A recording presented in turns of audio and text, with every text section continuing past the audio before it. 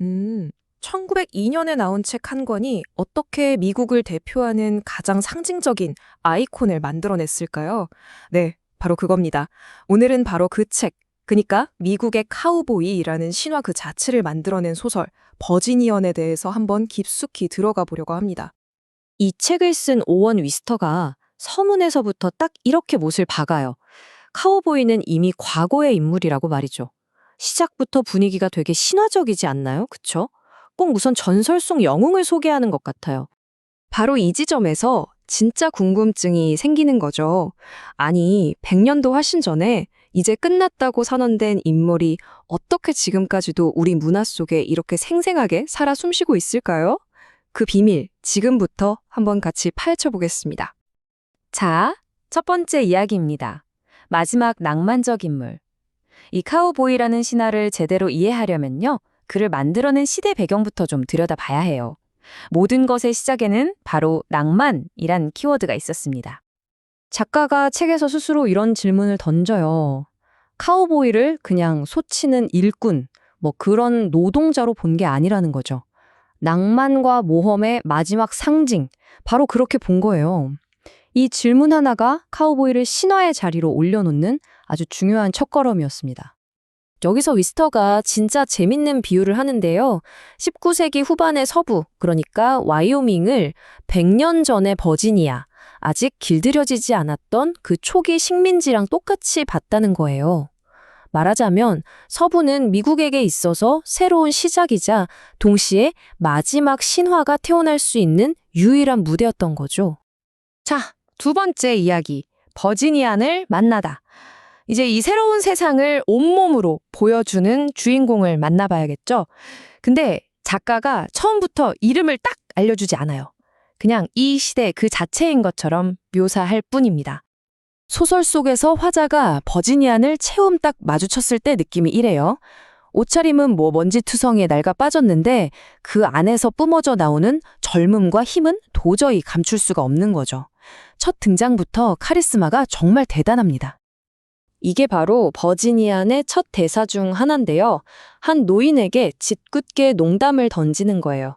근데 이 한마디에 이 사람의 모든 게 담겨 있어요. 장난기 많으면서도 그 속에 번뜩이는 재치와 날카로움이랄까요? 정말 멋진 등장 아닌가요? 세 번째 이야기, 개척지의 규율입니다. 자, 생각을 해보시오. 법 같은 게 제대로 없는 땅이에요. 그럼 뭐가 제일 중요할까요? 바로 한 남자의 명예죠. 그리고 그 명예는 글로 쓰이지 않은 그들만의 규칙으로 지켜졌습니다. 그렇다면 과묵한 남자는 자기 명예를 어떻게 지킬까요? 바로 이 질문이 이 소설에서 가장 유명한 장면으로 우리를 이끌어갑니다. 이제 더 이상 말은 필요 없어요. 다른 걸로 보여줘야 할 때가 온 거죠. 장면은 이렇습니다. 모두가 숨죽인 채 지켜보는 긴장감 넘치는 포커게임. 거기서 악당 트램페스가 버지니안에게 정말 심한 인격적인 모욕을 던집니다. 이제 모든 시선이 버지니안에게 쏠리죠. 그야말로 일촉즉발의 순간입니다. 그렇게 부를 땐 웃으면서 해. 바로 이 대사입니다.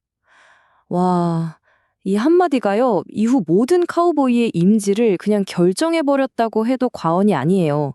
아주 조용한 말투 속에 숨겨진 그 서늘하고 강철 같은 의지. 이 문장 하나로 버지니아는 전설이 됩니다. 하지만 개척지의 규율에는요, 아주 잔혹한 글로 쓰이지 않은 법이 또 있었습니다. 이제부터는 이 개척지 정의의 좀 더 어두운 면을 들여다봐야 해요. 영웅의 코드가 마냥 멋지고 깨끗하지만은 않다는 걸 보여주는 대목이죠. 이게 바로 소설 속에서 사적 제재, 그러니까 자경단 활동을 설명하는 논리입니다. 자, 보세요. 소도둑들이 판을 치는데 법은 아무것도 못해요. 배심원들은 매수당해서 풀어주기 일쑤죠. 그럼 어떻게 해야 할까요? 정직한 사람들이 직접 나설 수밖에 없다는 겁니다. 심지어 그 도둑이 얘 친구라고 해도 모두를 위해 본보기를 보여야 한다는 거죠. 버지니안이 살았던 세상이 얼마나 도덕적으로 복잡했는지를 아주 명확하게 보여주는 부분입니다. 네 번째 이야기, 평원에서의 사랑. 이 소설의 러브스토리는요, 그냥 단순한 남녀 간의 사랑 이야기가 아니에요. 이건 두 개의 다른 미국이 만나고 충돌하고 또 서로들 이해해가는 과정에 가깝습니다. 이 표를 보시면 딱 감이 오시죠. 버지니아는 서부, 경험, 자연의 법칙, 강인함 그 자체고요. 그의 마음을 사로잡은 동부 버먼트 출신의 교사 몰리 우드는 동부, 교육, 문명, 세련됨을 상징합니다. 말 그대로 야생의 서부와 문명화된 동부가 만난 거예요. 이 두 사람의 세계가 어떻게 충돌하냐면요. 정말 재밌어요. 평생 말만 타고 살던 이 거친 남자가 동부에서 온 교양 있는 여자의 마음을 얻으려고 셰익스피어를 읽고 러시아 소설을 파고들기 시작합니다. 이 과정을 통해서 버지니아는 교양을 배우고 몰리는 서부의 진짜 삶을 이해하게 되죠. 이건 단순히 두 사람의 사랑 이야기를 넘어서 서부가 문명화되어가는 과정을 상징적으로 보여주는 겁니다. 자, 이제 마지막입니다. 미국 신화의 탄생. 그럼 지금까지 우리가 살펴본 이 모든 요소들이 어떻게 하나로 합쳐져서 오늘날까지도 우리 머릿속에 살아있는 바로 그 카우보이라는 원형을 만들어냈는지 한번 정리해 보겠습니다. 바로 이게 버지니안이 만들어낸 카우보이의 청사진, 일종의 공식 같은 거예요. 한번 볼까요? 과묵하고 말수가 적지만 한번 뱉은 말은 목숨처럼 지키죠. 좀 무뚝뚝해 보여도 재치가 넘치고 어떤 위기에서도 침착함을 잃지 않는 타고난 리더입니다. 그리고 자기만의 엄격한 명예규율이 있고 겉은 거칠지만 속은 신사다운 면모까지 갖췄죠.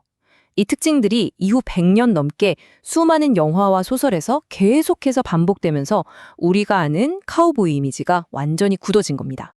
작가는 이 캐릭터가 왜 영원할 수밖에 없는지를 또 하나의 정말 멋진 문장으로 설명합니다. 카우보이는 그냥 옛날 사람이 아니라 우리 마음속에 늘 살아있는 어떤 이상적인 모습, 일종의 열망 같은 거라는 거죠. 기수는 역사 속 어제에 머문 채 말을 탄다. 작가는 그렇게 말했지만 과연 그가 만들어낸 이 신화는 정말 우리 곁을 떠난 적이 있을까요? 1902년에 쓰인 이 소설이 오늘날 우리가 생각하는 미국다움과 여전히 깊게 연결되어 있다는 사실 정말 놀랍지 않나요? 어쩌면 카우보이는 말을 타고 과거로 사라진 게 아니라 우리 문화 속에, 우리 마음 속에 영원히 스며들어 버리는 건 아닐까요? 여러분의 생각은 어떠신가요?